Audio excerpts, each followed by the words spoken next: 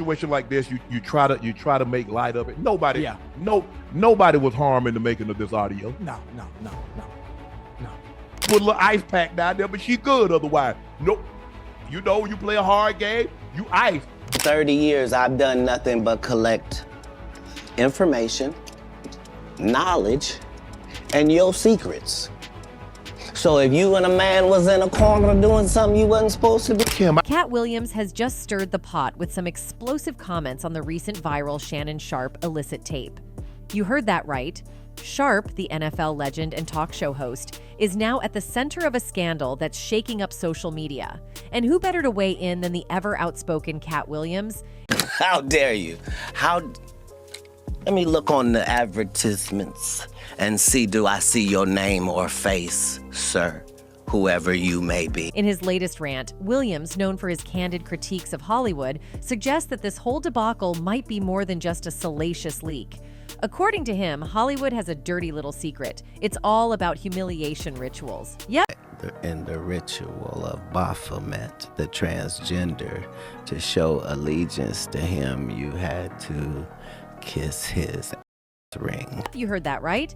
Williams is pointing fingers, claiming that the industry uses scandals like these to keep people in check, especially those who dare to speak out or spill secrets. Williams has been vocal about the darker side of Tinseltown, accusing it of orchestrating these very humiliations as a way to silence dissent. And couldn't do the sideburn thing no more with the points. Now, with the tape drama, it's clear he believes Shannon Sharpe might be the latest victim in this sordid game. Are these so-called rituals designed to keep the likes of Sharpe and others in line? Or is this just another chapter in Hollywood's twisted playbook? You and I having a conversation, you're not gonna cut me off, I'm not gonna cut you off. Stick around as we dive into the chaos, break down the fan reactions, and uncover whether this scandal is part of a bigger, more sinister pattern.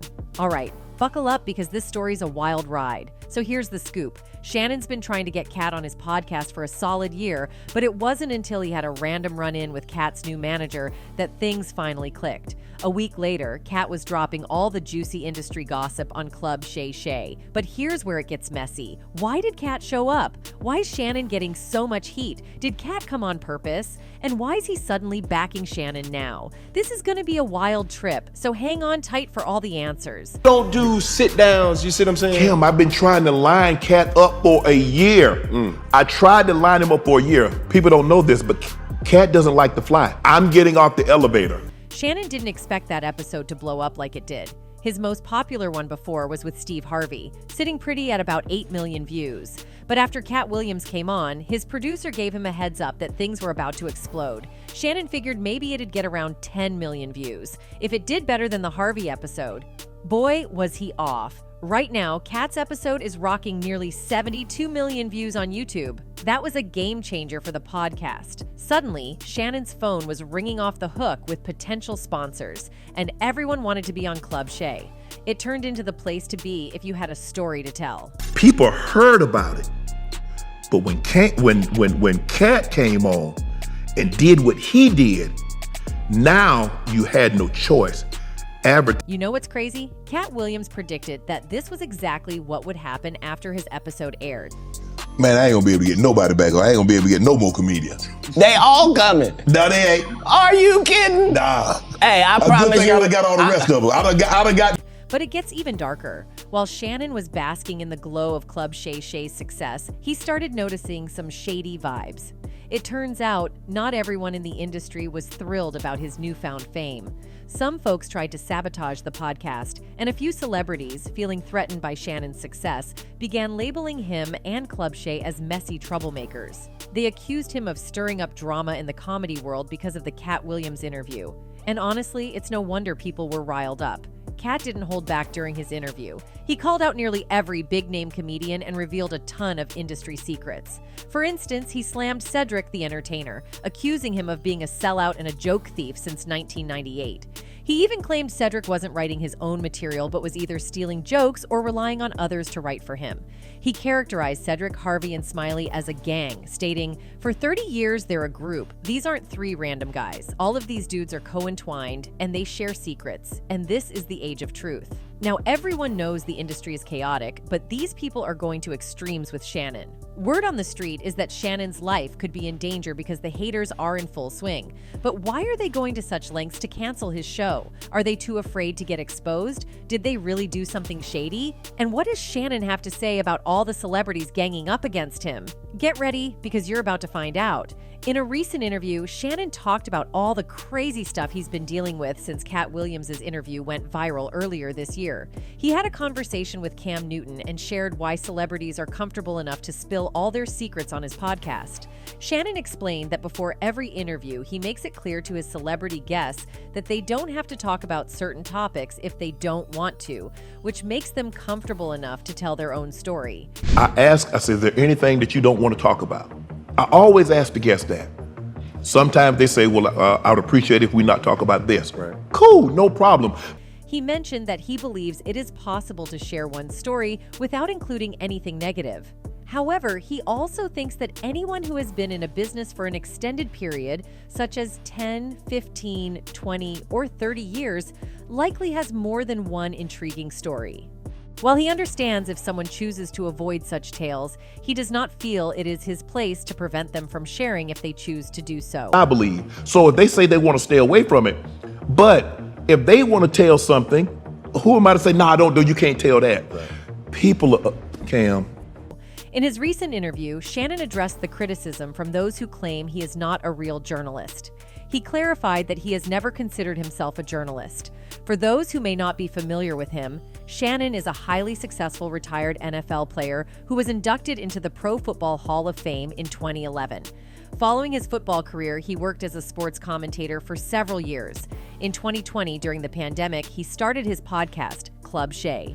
Although the podcast initially had decent viewership, it exploded in popularity with the Katt Williams interview, which now has over 70 million views and is the most watched episode on Club Shay. Interestingly, this interview almost didn't happen. Shannon revealed that he had been trying to get Katt on the podcast for about a year before it finally came together.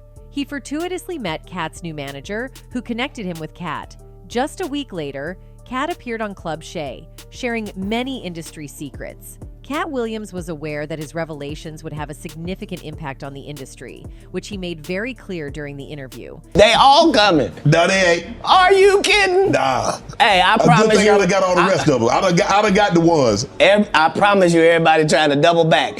And Katt was right about the industry's reaction. While Shannon was enjoying Club Shay's success, he noticed that some people in the industry were not pleased and were trying to sabotage his podcast. The full story includes some celebrities being upset by Shannon's achievements and labeling him and Club Shay as troublemakers, accusing him of stirring up drama in Hollywood due to the Katt Williams interview. According to insiders, celebrities including Oprah and Diddy were allegedly making moves to discourage other celebrities from appearing on Club Shay. Oprah's conflict with Shannon began when he invited Monique to Club Shay. During her appearance, Monique openly criticized Oprah, calling her a narcissistic manipulator. She accused both Oprah and Tyler Perry of cheating her and blackballing her career simply because she refused to do something outside her contract. Monique and Oprah have had a long-standing feud. During their collaboration on the movie Precious, Monique decided not to participate in an unpaid, unscheduled press tour. This decision reportedly angered Oprah, leading her to spread rumors about Monique being difficult to work with. Their conflict has persisted over the years, exacerbated by Monique's outspoken criticism of Oprah and Tyler Perry regarding their treatment of her career. Up drama in Hollywood because of the Katt Williams interview. But it doesn't stop there. According to these insiders, these celebs, Monique has always raised her voice in the case of being blackballed. She accused many big names of the industry of essentially blackballing her from Hollywood. The Oscar-winning actress, during her comedy routine, got real about the strained relationships with Hughley, Perry, Daniels, and Winfrey. If you recall her role in Daniels' 2010 film Precious, since then, she claims to have only been in 4 films, attributing it to what she describes as their whiteballing. Back in 2015, she initially revealed being blackballed by this trio. A few months back, Monique made waves at the Apollo Theater by airing her grievances about Tyler Perry, Lee Daniels, and Oprah Winfrey. She claimed they had essentially blacklisted her from Hollywood, revealing strained relationships during her comedy routine. Monique reflected on her role in Daniels' film Precious, asserting that she'd been in just 4 films since then due to their efforts to sideline her. She had first mentioned being blacklisted by them back in 2015. In response, Daniels told The Hollywood Reporter that Monique's demands during Precious didn't align with the campaign, which strained her Hollywood relationships. He considered her a friend and would consider her for future collaborations, but the creative teams opted for other actors for recent roles. Monique didn't mince words during her Apollo performance, rejecting the term blackballed and alleging she was whiteballed by Black individuals without courage. She directly addressed Daniels, Perry, and Winfrey, criticizing their treatment and unequal pay. Regarding the press tour for Precious, which was co-produced by Oprah and Perry, Monique opted out due to lack of compensation and exhaustion. This decision led to her being labeled as difficult and hard to work with, despite her Oscar win for the film. Media stories portrayed her negatively, and she realized she was intentionally sidelined. Despite efforts to reconcile, an apology from Oprah and Perry remains elusive. He said, if you don't want me to have your brother on the show, I will cancel the show. No show will happen, but I wanted to call you up to see how you felt first. The wild part about all this is that Monique revealed to Shannon that she only received $50,000 for the movie Precious after extensive negotiations. While $50,000 might seem substantial to regular folks like us in Hollywood, it's considered pocket change that barely covers basic expenses, let alone costs like hair, makeup, and other celebrity essentials. Not to mention taxes, agent fees, legal fees, management costs, and other expenses, which can consume about 80% of an actor's income, as Robin, the actress, pointed out. Following this logic, Monique likely pocketed around $10,000 from the role, which she described as daylight robbery, plain and simple. So yes, Monique spilling the tea on Oprah certainly escalated matters and made her situation even more challenging. However, Oprah is not the only one, because during this interview, Katt Williams also exposed Diddy for trying to get into his bed. Katt told the story of how Diddy tried to put moves on him for a very long time. However, what remains indisputable is the comedian's surge in popularity after his dynamic appearance on Shannon Sharpe's Club Shay Shay podcast. Over the course of nearly 3 hours, the acclaimed entertainer unleashed candid insights, sharing his unfiltered perspectives on fellow comedians and some of the industry's prominent figures. He not even talked about Diddy, but Pastor T.D. Jake, too. We all know Diddy concluded 2023 on a rather challenging note. The bad boy entertainment mogul found himself entangled in a series of accusations, ranging from R and ST to A. This followed a lawsuit settlement with his ex-girlfriend, Cassie. Satan can't create anything.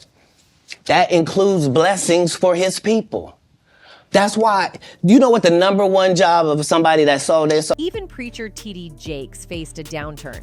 Unverified TikTok accounts implicated the senior pastor of the Potter's House, alleging his attendance at Diddy's alleged S parties. Furthermore, his S came under scrutiny. When questioned about potential fear of being blackballed in Hollywood, Williams offered a straightforward response saying, "What do you mean again? These people are not powerful. Satan can't create anything." Discussing Diddy and T.D. Jakes, he remarked, "All these individuals with questionable behavior are facing challenges in 2024. It's a reckoning for everyone, whether you're Diddy or anyone else. T.D. Jakes or any of them, all falsehoods will be laid bare, that's it. And those who misinterpret it, well, they know why. The truth is the light." T.D. Jakes and Diddy both are well connected. Critics have questioned the motives behind Diddy's substantial donation to T.D. Jakes' church in 2014, raising speculation about whether it was an effort to cultivate a positive relationship with the preacher or potentially secure tax benefits. Additionally, concerns have been expressed regarding Diddy's history of alleged exploitation of artists and failure to provide fair compensation. This has led to speculation about whether the donation played a role in maintaining influence or control over Katt Williams, prompting discussions about the complexities of financial dynamics and power within the entertainment industry. Whether T.D. Jakes chooses to address the claims and clarify his role in the situation remains to be seen, adding further intrigue to the unfolding narrative. In a different context, Oprah Winfrey has also openly discussed her challenging moments, acknowledging Bishop TD. And according to Katt, both Oprah and Tyler are also involved in ruining his career. Jakes was instrumental in helping her through what she describes as one of the lowest points in her life. Bishop T.D. Jakes shared a sermon titled Save the Scraps, and Oprah, with her substantial following of 34 million on Twitter, retweeted the message, expressing how the sermon had helped her during a difficult time. In her tweet, she expressed, "This sermon helped me when I was at my lowest," and Jakes' sermon delved into the theme of patiently waiting for God to structure things appropriately before bestowing miraculous blessings, emphasizing the importance of personal preparation to receive the magnitude of what God has in store. The best miracles in your life take time to not be driven by hunger or need or necessity. Sometimes you've got to get yourself structured and in order so that you're ready to receive the magnitude of what God has for you, Jakes said in the sermon. Oprah Winfrey, a long-standing admirer of Jakes, has also publicly expressed her respect for him on multiple occasions. Prior to the release of her TV church drama Greenleaf earlier this year, Winfrey consulted with Jakes to seek his blessing and assure him that the series was not inspired by him, his family, or his congregation.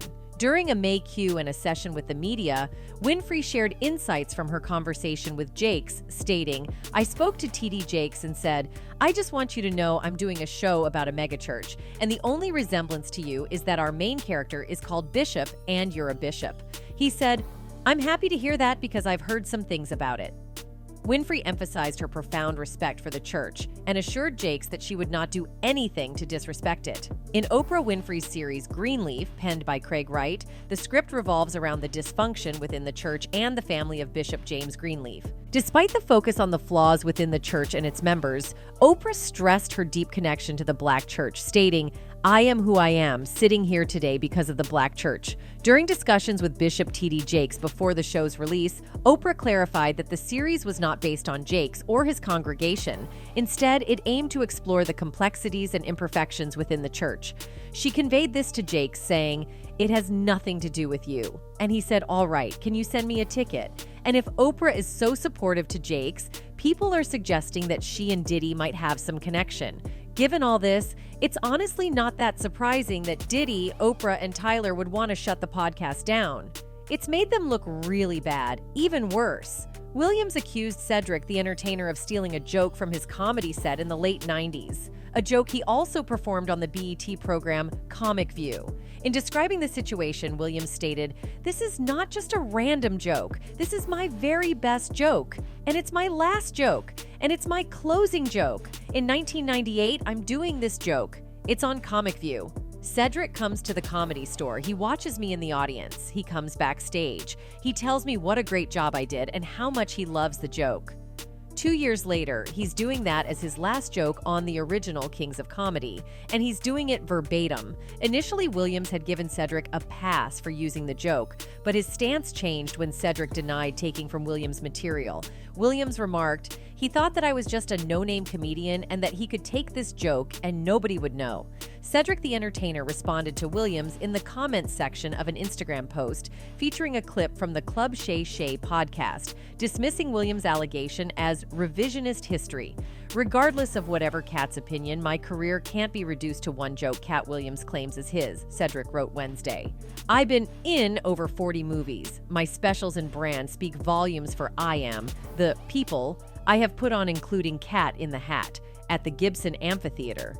Then he went after D.L. Hewley and Ricky Smiley, accusing them of faking it and claiming they weren't funny at all. According to Katt, they only got famous by selling their souls and cozying up to industry gatekeepers. But Katt wasn't finished. He then put Kevin Hart on blast, calling him not only unfunny and untalented, but also a sellout and industry gatekeeper. He even debunked Kevin's story about growing up on the East Coast, arguing that he couldn't have had his career start there only to gain more recognition in LA. With Chris Rock, where he shows you that his whole upbringing in comedy was on the East Coast. Yeah, it was. So how simultaneously was he here in Los Angeles? Then Katt questioned Kevin's rise in the industry, suggesting that Kevin came out of nowhere and quickly landed gigs and TV roles that took other comedians much longer to achieve. Katt claimed Kevin was an industry plant, insinuating he had insider help. He also accused Kevin of becoming a gatekeeper, leaving the door open for other industry plants like Tiffany Haddish. In 15 years in Hollywood, no one in Hollywood has a memory of going to a sold-out Kevin Hart show, there being a line for him ever getting a standing ovation at any comedy club. Kevin didn't hold back either, calling Katt a clown who should be in a circus. Ouch, that's gotta sting. But can we really blame Kevin? Katt didn't exactly play nice himself, accusing Kevin of being a fraud who steals jokes left and right. According to Katt, Kevin's whole superstar persona is just an illusion. He went as far as to say that Kevin's success is all smoke and mirrors. Katt's beef with Kevin goes way back. In a previous interview, Katt had already criticized Kevin for wearing a dress on screen, suggesting that this was part of a broader agenda by industry gatekeepers to emasculate black men. Over the years, Hollywood has faced backlash for perpetuating stereotypes, especially those affecting black individuals. This criticism has sparked debates about how limited opportunities in the entertainment industry might push black artists into accepting roles that reinforce harmful stereotypes just to stay in the game. Even though the entertainment industry still hasn't fully achieved racial equality, today's performers do have more control over their career choices. What's particularly interesting is how some modern stars are open to taking on cross-dressing roles, with Kevin Hart being a notable example. Pope Conventionate is lifting her arms into her signature muscle man pose. It all kicked off when Kevin Hart appeared on a TV show dressed in women's attire. That sparked a wave of criticism, with many accusing Kevin of being hypocritical. Before this, Kevin had publicly stated in an interview that he would never engage in the kind of unprofessional antics that others had done in Hollywood. So when he showed up in that outfit, it really seemed at odds with his previous stance. Oh, I'm gonna look stupid. At the end of the day, you gotta know that you're a brand. Right after that, Kevin appeared on a TV show despite the potential hit to his brand and dignity. This upset Dave Chappelle because, as someone who values his own dignity and has consistently spoken out about how Hollywood elites mistreat black people, Kevin's actions seem to go against the principles Dave stands for. Chappelle has always been a strong advocate for fair treatment in the industry, so seeing Kevin act in a way that seemed contrary to those values struck a nerve with him. Kevin doing these absurd things bothered Chappelle, and he spilled tea on every single detail of who tricked Kevin to appear like this on the TV screens. Dave claimed that Kevin Hart is being trapped and manipulated by some very powerful people. One fan expressed himself in these words, "I don't think I'm ever going to be able to separate the image of Oprah without seeing the utter destruction of Maui. Rock ruined himself too." Another fan came up with these words, "What good are sheets, pillows, and shampoo if you have nowhere to sleep or bathe? And if your kid or spouse or other family member was taken or burned to ashes, you are not going to be able to do normal activities like sleeping. Compassion is the least of what Oprah might try to summon in that cold, dead heart of hers. Not taking the kids that remain. Oprah is guilty AF, The Rock's handler." So this all has been done in Shannon's podcast, and so that is why he is in hot waters now. Well, pretty much expected because this has been done for years. That's it for today. See you in the next video. Until then, goodbye.